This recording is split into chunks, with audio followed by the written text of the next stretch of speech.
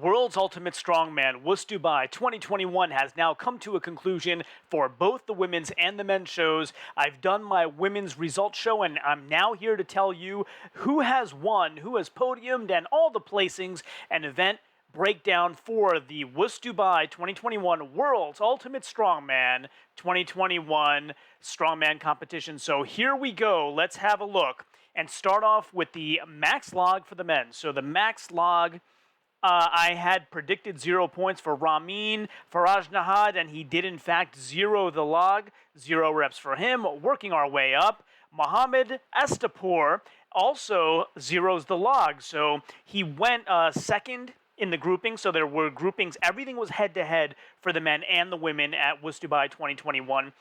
Ramin and Mohammed actually went against each other for almost every event, which was interesting. So they went in the second grouping. The first one that Mohammed put up, you rested on top of his head, which was crazy, and kind of looked over to the side, and they told him you can't use your head. He tried again, got it up, kind of touched his forehead, tried a third time, and gassed out even before the clean, so it kind of got progressively worse there. As we work our way up, Rauno Hainla managed 1 rep, and that was good enough for 4 points. He went in the fourth grouping versus Bobby Thompson. His first lockout also already seemed really hard. I knew he wouldn't get a second rep there. Irvin Toitz also does 1 rep, so he went 5th against Janasha, and I didn't think there was a lockout. It was a soft rolling lockout, I would call it, so up and kind of getting it there, but automatically going forward, but he got the down signal from, I think it was actually Big Z judging there. He got the down signal, they gave it to him. I don't necessarily think he should have gotten a hard lockout there, but 4 points also go to Konstantin Janasha, who does 1 rep. He went again in that 5th grouping versus Irvin Toitz. He was slightly off balance on the first one, but he got it. Then he struggled with the second one, got kind of halfway up the press, and that was all he was going. Again, third one, even worse. So a lot of the guys gassing out as they attempted more and more, as you might expect on an event like this. Moving on up, JF Caron gets 2 reps for 6 points. So he went in the first grouping versus Alexei Novikov. He had 2 very difficult lockouts. He got them, but really had to try hard to get them. And that second one, as soon as he got it up, he got the down signal, but right as he was losing control. So I think it was a fair lockout. He did get it, but it came down right away and rolled back off the pads at him, where he had to backpedal and run back really fast to kind of get away from it. It was a little bit alarming for a moment, hoping he wouldn't get injured there, and I don't think he did. Moving on up the list, we have 3 reps for Ivar Schmalkstellis, who ended up doing really well in this show. Keep a look and watch all the way through to see how he did on all the other events. But he got 7.5 points here. He went in the third grouping versus the returning Mateusz Kieliszkowski. All 3 of his reps were smooth and strong. He seemed to stop after every one, walk around a little bit, get some chalk, come back, do another really solid rep, walk around, do another one. So he might have even had a 4th one in him, but time kind of ran out there. 7.5 points get split between Ivars and Mateusz, who also did 3 reps as well. He went, again, in that grouping versus Ivars. He was really off-balanced on his first attempt, so maybe some rust there, I don't know. But then he got 3 reps anyway and missed a 4th rep. The third one was very hard on the lockout. I didn't think he would get the 4th, and he did not. 9.5 points get split between Bobby Thompson and the man I will tell you about in a moment for 4 reps. So Bobby Thompson went in the 4th grouping versus Rauno Hainla. His first rep looked like there was no weight at all above his head. He just put it up like a piece of paper. His 3rd rep was finally starting to get a little hard, but still not bad. Then he got the 4th with his perfect kind of, up and head pop through, which is what was asked of the athletes in the athlete meeting, and just perfect for him there for Bobby Thompson. And then, of course, the other 9.5 points go to Alexei Novikov, who went in the first grouping versus JF. 4 very solid, very good reps, and that stood the test of all the groupings. So that's how the men's log shook out in the World's Ultimate Strongman Dubai 2021. Let's have a look at the yoke. And at this time, I'd like to let you know that this video is being sponsored by our good friends at Garage Gym Life Media.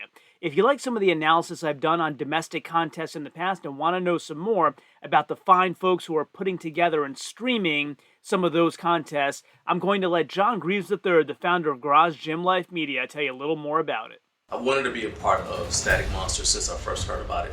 In 2020, you had 985 competitors from 19 countries. The idea of people from all around the world competing in the axle deadlift and the log clean and press all at the same time on the same day is something that's just mind-blowing. Normally, you'd have to fly overseas and then you only compete against the people who are also able to fly to that same location. It's a blessing for us to be able to not only live stream this event, but also be a part of bringing it to somewhere close to us here in the Southeast. So this is not only an amazing opportunity for the average competitor to be able to see where they stack up against the top athletes in the sport of strongman, but it's also a rare situation where you are literally competing head to head.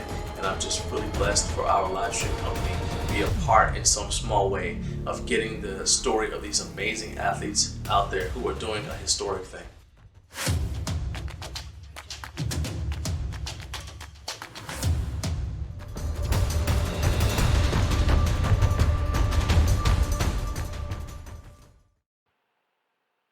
So starting off with the yoke, we had Irvin Toitz, who came in with 1 point. He did 37.8 meters on the yoke, so the yoke was for as far as you could go. He went in the second grouping versus his countryman, Rauno Heinla. So moving on up, the aforementioned Rauno Heinla comes in with 2 points right above Irvin, 41.5 meters for him. Rauno did lead the whole way and did edge out Irvin by a point. Mohamed Estapor comes in with 3 points. He does 45 meters. He went in the first grouping versus Farad Nahad and comes away with 3 points. And speaking of his countryman from Iran, Ramin Farajnahad does 48.7 meters. And I'm going to admit this. They look really similar to me, and I don't know if this is just me being an ignorant American, but they have similar haircuts, they have similar builds, and without looking at the back of their shirts, I have a hard time telling them apart. So again, maybe it's me being ignorant, but I had to really listen to Laz and the other commentator tell me which was which at some points and read the backs of their shirts. But, you know, both had a good competition. Ramin went in again in that first grouping versus Estapor. He was faster, but he took a while on the turn. So he would like zoom ahead, take a while on the turns. Estapor would catch up. Ramin would zoom ahead. It was kind of that kind of pattern. So 4 points for Ramin. 5 points go to Bobby Thompson, who did 49.5 meters, and he went in the fifth grouping versus Alexei Novikov. He had a drop before finishing the second length, so there were 15-meter lengths for the course. The whole course was set up such that all the events were all kind of there. The Atlas stones were down the middle, the yokes would go down the sides, the farmers would go down the sides, like everything was kind of all neatly assembled in one place. So just the formatting of it was really interesting. Then you have JF Caron coming in with 6 points. He did 53.3 meters. He went in the third grouping versus Janasha. He was slow and steady, no risks taken. He didn't have any issues at all. He made it halfway back a fourth length of the course and was doing among the best guys at that point. You then have 7 points going to Ivar Smokstelis, who went in the fourth grouping versus Mateusz Kieliszkowski. He was most of the way back on that fourth lap, and he did 57.3 meters. Then Konstantin Janasha does all 4 laps, which is 60 meters. He went third versus JF Caron. He was the first man to actually complete 60 meters or complete 4 laps, and he got 8 points. We then move up to Alexei Novikov, who slightly edges that out, and he went fifth versus Bobby Thompson in that fifth grouping. He also finished his first lap in 8 seconds, just like Mateusz Kieliszkowski did, which you'll see in a moment. The winner of the event, Mateusz, does 71.1 meters, so he went in the fourth grouping. Alexei got the luxury of going after him, and we all watching thought they were really close. We didn't know who was going to get that first place finish. Mateusz edges him out. Alexei comes in second there. So that's how the yoke shook out at the WUS Dubai 2021. Let's have a look at the farmers. So starting with the farmers, Rauno Heinla comes in with 1 point on the farmers. He went in the first grouping versus Irvin Toitz, and he seemed like he didn't move them at all. Like they kept mentioning how he has issues with his grip. He doesn't like grip events, and he really just didn't seem to be able to move it. Irvin Toitz ends up going 8.6 meters, and that got him 2 points. He was, of course, in the lead right away because he went in the first grouping. He did about a half of the first lap, more or less. 3 points went to Mohamed Estapor, who went in the second grouping versus Ramin. And then 4 points went to Ivar Smokstelis, who went in the fourth grouping versus Konstantin Janasha. Moving on up, Ramin Farajnahad picked up 5 points for 21.4 meters, so goes much further than Irvin Toitz did at first. 21.4 would be the whole first lap and part way back. Again, he went versus Estepor and had issues a little bit past half of the first length, but ended up getting some more distance there. 6 points go to Bobby Thompson. So Bobby ends up in the third grouping versus JF Caron. He lifted it over and over repeatedly, but kept dropping it because grip seemed to be a little bit more of an issue than, of course, the strength was. The picks were really easy for him. It was just the grip would give out, and these were heavy farmers. 7 points go to the aforementioned JF Caron, who went against Bobby Thompson, as we mentioned. He walked away with time left on the second lap. So he did his first 15 meters, came back, got to a total distance of 24.8 meters, and then walked away. So there was commentary about he might have torn a callus. 8 points go to Konstantin Janashas, who ends up, as we said, he finishes the whole thing. So he went fourth against Ivars. Both of them were the first men to finish the first lap with no drops. And then Konstantin Janashas became the only man so far to complete both laps. So that's why you see a time for him instead of a distance. He was the first man to complete both laps. And then he collapsed right after. And, of course, they had the camera on him the whole time. Like, you know, you kind of think, leave the guy alone, let him catch his breath. But, yeah, he collapsed after that. And then we move on to Alexei Novikov, who picks up 9 points. He went in the fifth grouping versus Mateusz Kieliszkowski. Both of them were rocket ships. Novikov had one drop right near the end of the second lap, so no drops on the first, almost all the way back, like Janasha did, just short of that. Drops it, maybe a foot short, picks it up, gets right over. But by that time, our winner with 10 points, Mateusz, was already across and had secured the win. He probably would have won anyway, even if Novikov had not dropped it. So Mateusz Kieliszkowski now winning the Farmer's Walk, one of his best events, in addition to the yoke, although he's good at almost everything except he doesn't necessarily like deadlift. No deadlift in this competition. So that's how the Farmer's Walk shook out at World's Ultimate Strongman Dubai 2021.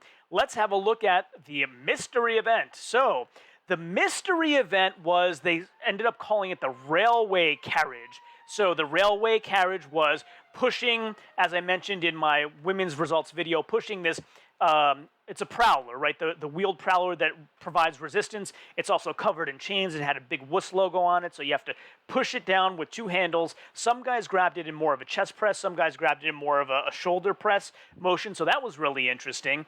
And Konstantin Janasha ends up with 1 point. He was actually really fast until the very end, and you see distance here instead of a time because 28 meters he sort of just stopped. So he was in the fourth grouping against JF Caron. He was ahead on the push, ahead on the run, but then he was overtaken at the end because he kind of fell over exhausted. But then upon further notice and replays, we saw he was grabbing his lower left ab, so maybe a cramp there or something of that nature, which really hurt him in the points. Konstantin could have finished a lot higher than he did if not for that. His time before collapsing was really fast.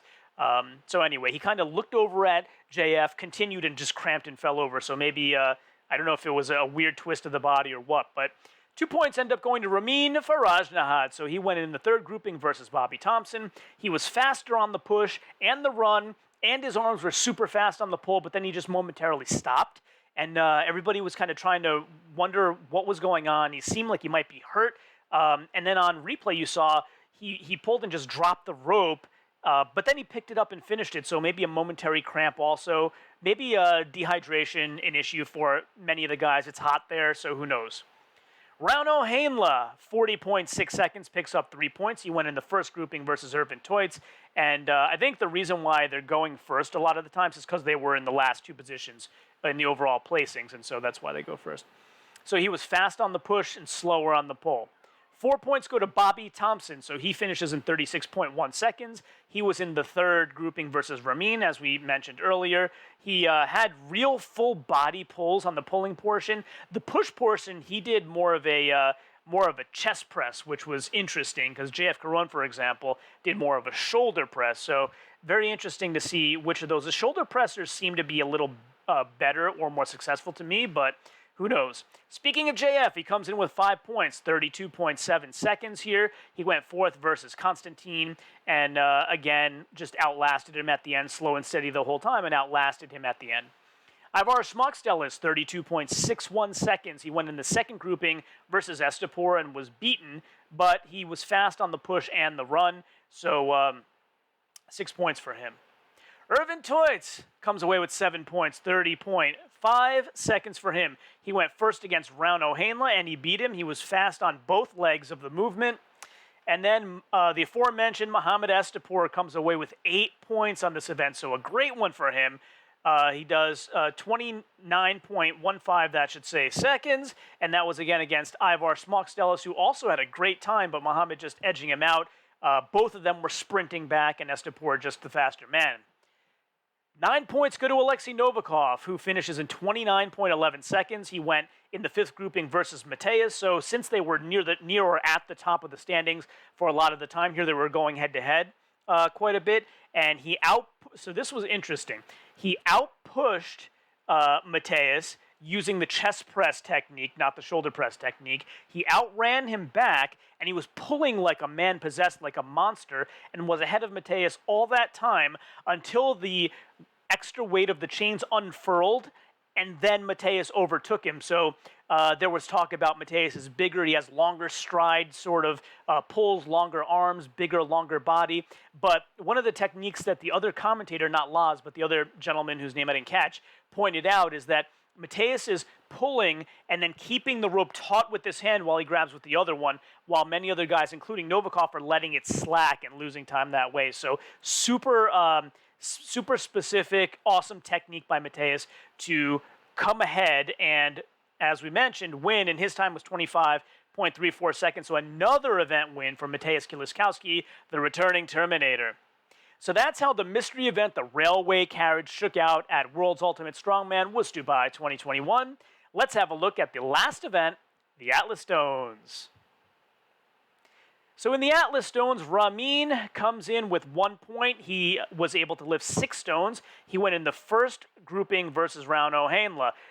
Bobby Thompson comes away with 2 points, also with 6 stones. He was in the 4th grouping against Ivar Smockstellis, and he looked to have a lat cramp or some sort of maybe abdominal cramp that was really bothering him there.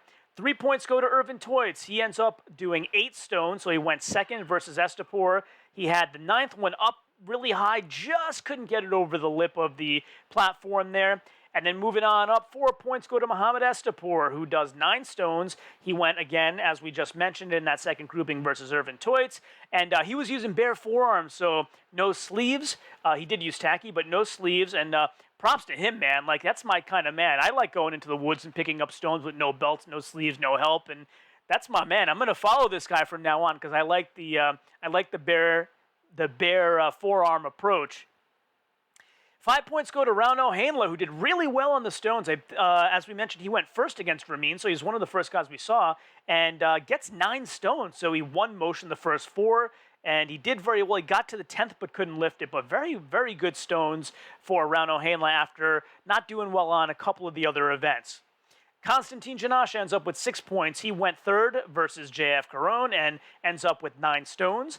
Mateusz Kieliszkowski with 7 points. He does 9 stones as well, and really big drama here. So Mateusz and Alexei Novikov were, again, kind of 1 and 2 going back and forth throughout the whole competition. It comes down to the stones, and he went in the 5th grouping, the last grouping, versus Alexei Novikov. There was so much build-up, like minutes and minutes and minutes of them tacking up and us talking about it and building it up, and I think that's a good thing, like to get the crowd excited in the live stream, crowd excited, so it was great. And then, you know, they were even for a while at the beginning, going stone for stone. Mateusz sort of pulled away, and it looked like he was going to edge it out. Then they get to the 10th stone, and he didn't seem like he could move it or think he could move it. He seemed suddenly demotivated and got up and walked away. And Novikov, just like the warrior that he is, pulled through a little bit of struggle getting it over the lip of the platform, but he gets it. And in between them, 8 points go to JF Caron. Theo did it in 75 seconds. But Alexei Novikov ends up getting 9 points there, doing 10 stones in 57.04 seconds. And really, like, overcoming. I don't know what happened with Mateusz, if it was a sudden demotivation or he knew Alexei, like, kind of got on that 10 stone faster and he knew that he couldn't win the show if he didn't beat him to that. I don't know what it was, but Alexei really showing his consistency, showing why he's won multiple shows this year, showing how he pulls through in the clutch. And Mateus, let's not dog him either. He's been gone for 2 years and comes and puts in a performance like this, winning multiple events. You got to give him super kudos, and he's only going to improve going forward. But that being said, we're talking about those two guys. One guy beat them both in the stones, and that's Ivar Schmockstellis. So he got 10 points for getting 10 stones in 55.65 seconds in the fourth grouping against Bobby Thompson. So that's all of the drama of the Atlas Stones, the final event of World's Ultimate Strongman 2021, WUS Dubai. So let's have a look at how all of these events contributed to the overall final totals. So Ramin Farajnahad, who I had predicted to come in 10th place, does in fact come in 10th place, a total of 12 points for Ramin. 9th place goes to Rauno Hainla. So Rauno comes out with 15 points. I predicted him to be 8th, so pretty close there. 8th place goes to Irvin Toitz, who I'd predicted to be 9th, so I'm doing pretty well so far on my prediction. 17 points for Irvin. 7th place, who I got correct, is Muhammad Estapur. It was great to watch him compete. He did pretty well on a few of the events, including some of the moving ones that I really enjoyed watching him. 18 points for him. 6th place, who I also predicted correctly, Bobby Thompson, 26.5 points for him. And Bobby was in the running for the podium for a while until we got to Atlas Stones. Not one of his better events, but, you know, Bobby really getting better all the time and just unlucky with injuries or cramping the last couple of shows on Atlas Stones.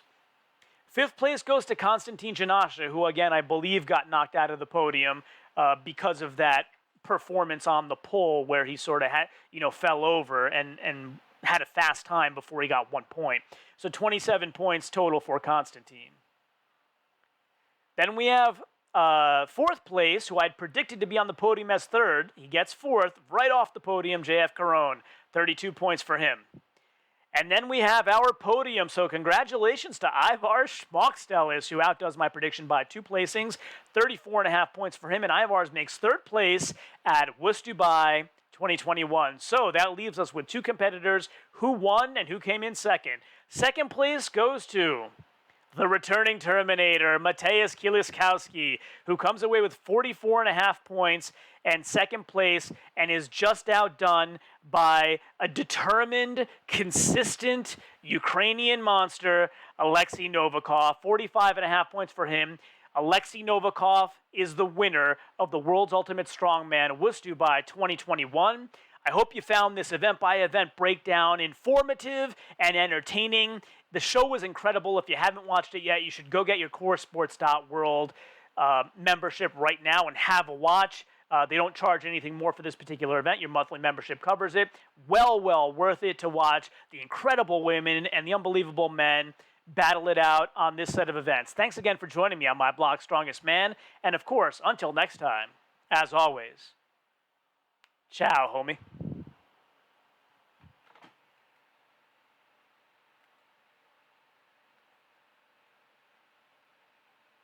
For those of you always tuning in to see my detailed analysis of my spreadsheets and love what you're watching and want access to them yourselves, I do offer that now as part of my YouTube channel membership level 2. So you can go over to my YouTube channel, click the join button as you see here, and then I have 3 different levels. So level 1 gets you all kinds of customized badges, and then you get custom emojis to use on live streams. You get member shoutouts every month. That's members only community posts, a whole bunch of different behind the scenes stuff and all, just in level 1 at an extremely reasonable price. Level 2 gets you access to all my StrongMAN analytics spreadsheets, everything I ever create or ever will create. I add links to that in the membership community for that, and then you can be a live guest on my show as well. Just wanted to let you know that memberships are available at extremely reasonable prices, and you can help support the channel that way as well. Now on to today's content.